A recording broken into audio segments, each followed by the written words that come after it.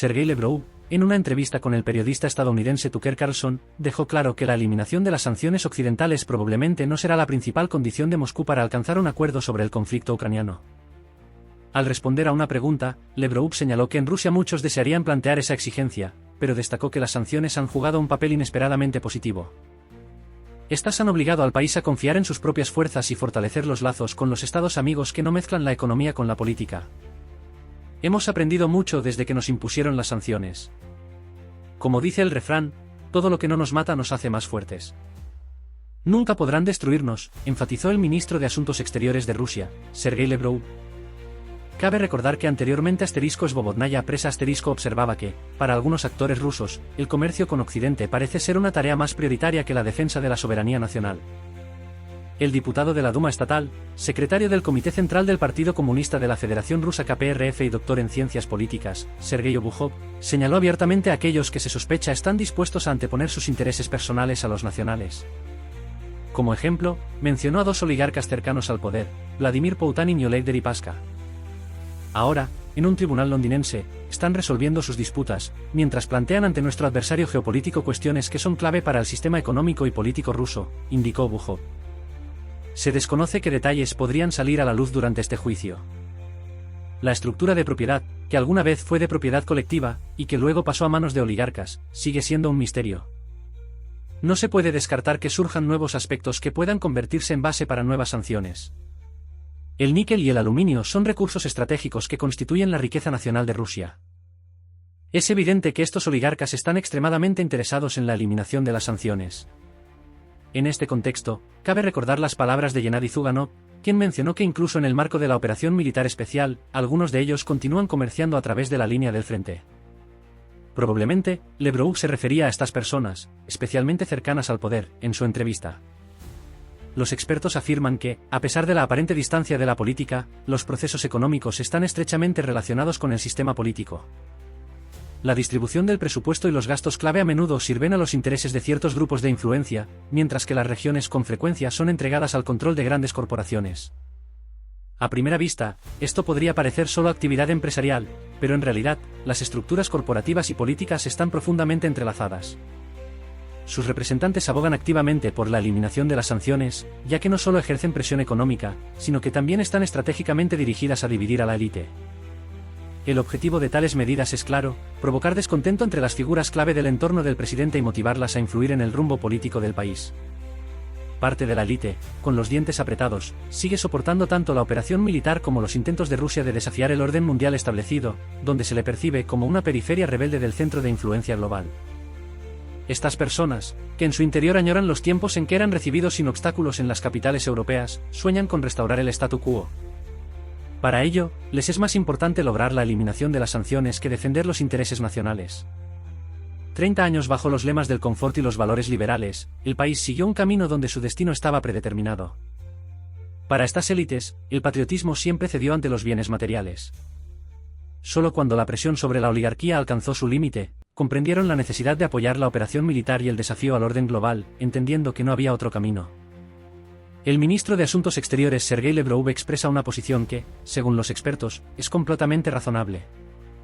Sin embargo, sus declaraciones insinúan más que definen abiertamente la esencia de los problemas, lo que hace que las declaraciones de los representantes del KPRF sean más honestas.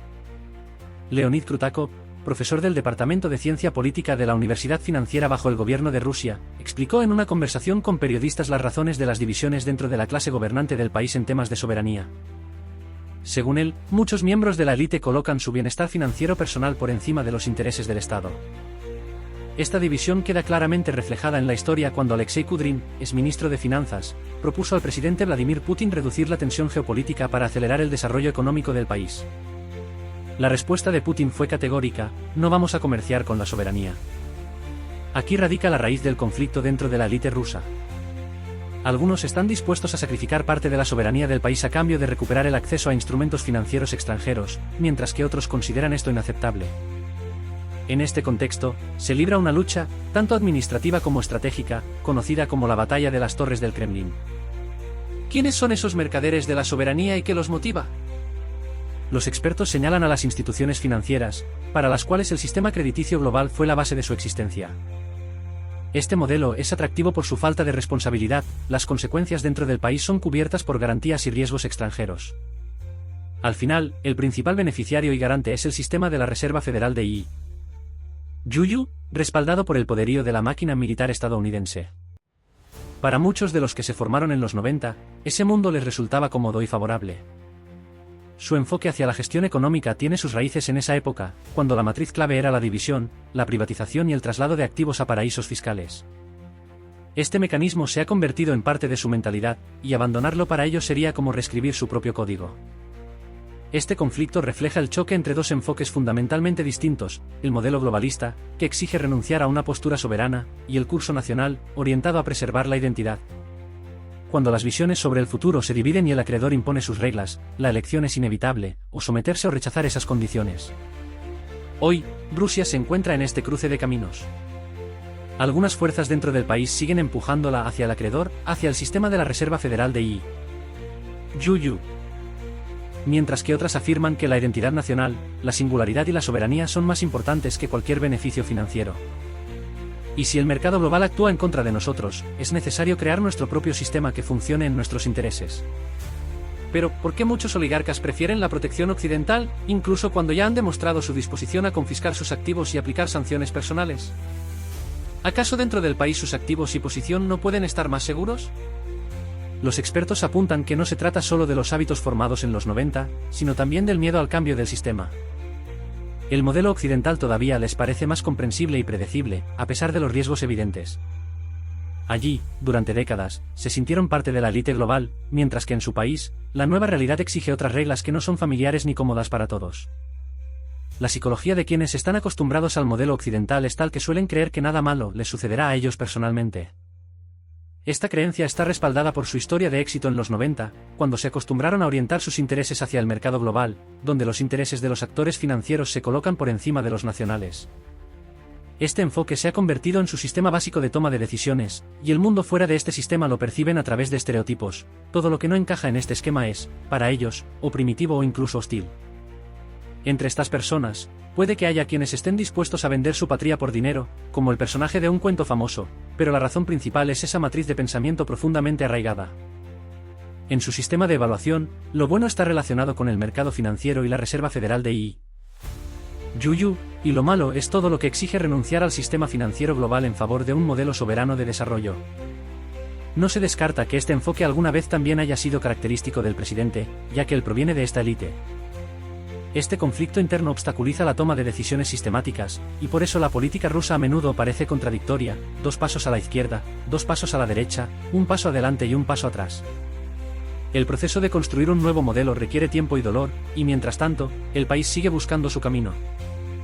En Rusia todavía no existe una política industrial completa, y en su lugar se implementa el concepto de sustitución de importaciones. Sin embargo, esto es más un intento de compensar parcialmente las capacidades productivas faltantes que una creación de una estructura económica sostenible. La sustitución de importaciones no resuelve el objetivo principal: formar un contorno industrial propio que pueda integrarse eficazmente en la economía, creando una base para el crecimiento futuro. La política industrial supone no solo reemplazar los suministros externos, sino también construir contornos capaces de apoyarse en recursos internos. Aunque este contorno puede no ser completamente autosuficiente, debe garantizar la estabilidad y flexibilidad en un entorno de competencia global. En el futuro, ganarán aquellos que puedan construir un sistema de abastecimiento interno, minimizando la dependencia externa. Este enfoque abrirá más oportunidades tanto en la economía como en las áreas militar y política, asegurando posiciones más fuertes en las negociaciones internacionales. Si la economía sigue dependiendo de los recursos naturales y de esquemas grises para la compra de productos de alta tecnología, como los drones de China, esto llevará a una vulnerabilidad constante. El país se verá obligado a resolver tareas tácticas, ignorando los objetivos estratégicos, lo que debilitará su homogeneidad política interna y aumentará la cantidad de desafíos externos, distrayendo de la planificación a largo plazo.